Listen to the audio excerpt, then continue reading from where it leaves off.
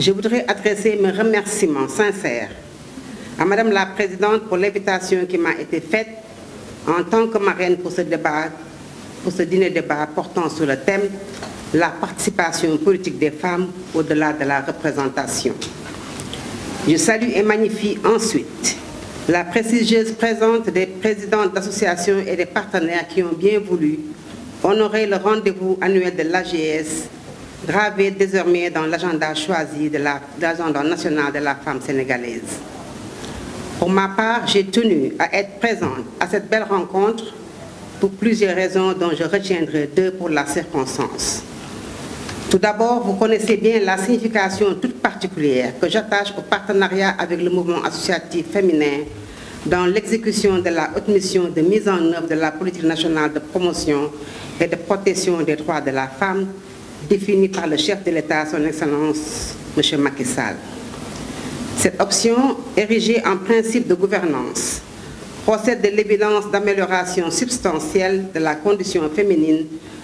sans une action militante des femmes au sein des cadres associatifs autonomes d'expression citoyenne. Les organisations féminines sont par essence des cadres de stimulation du leadership féminin et des vecteurs de transformation qualitative au sein de la société. Dans ce cadre général, l'Association des juristes sénégalaises se distingue bien cependant par son dynamisme,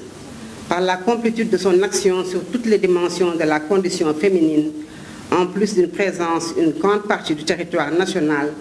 avec des boutiques de droit, dont certaines procèdent d'un partenariat avec des structures de mon département, CIDES et CEDAF. Au demeurant, la présence massive des organisations féminines à cette soirée illustre, si besoin en était encore, de la dimension de l'action de l'AGS en tant qu'actrice majeure de la politique nationale de genre. Madame la Présidente, la seconde raison qu'il me plaît de mettre en évidence procède de l'actualité de la thématique, objet de vos débats pour cette soirée. Comme vous le savez, en effet, la communauté internationale procède actuellement à la revue de la plateforme de Beijing qui adresse la participation et la prise de décision comme un domaine critique pour améliorer la situation des femmes. Au niveau national, outre un engagement dans cette dynamique,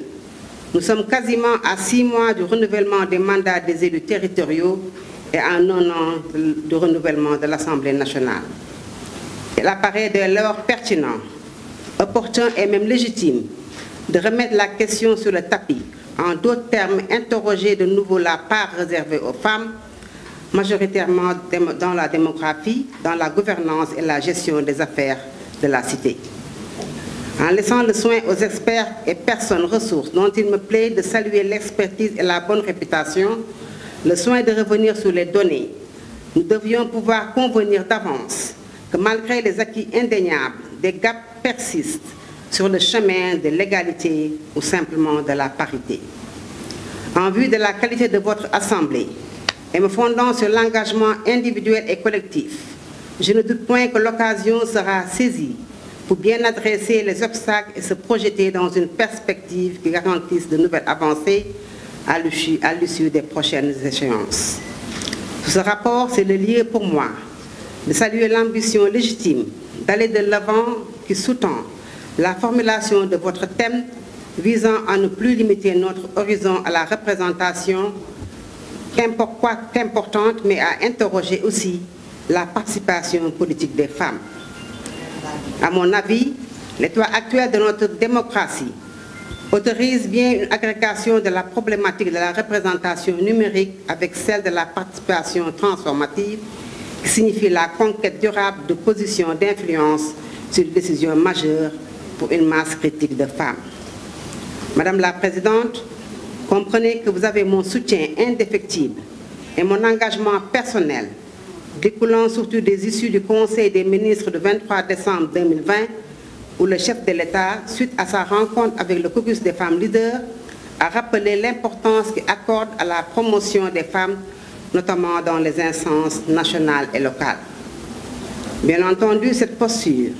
je l'offre à toutes les composantes du mouvement féminin engagé en repositionnement des femmes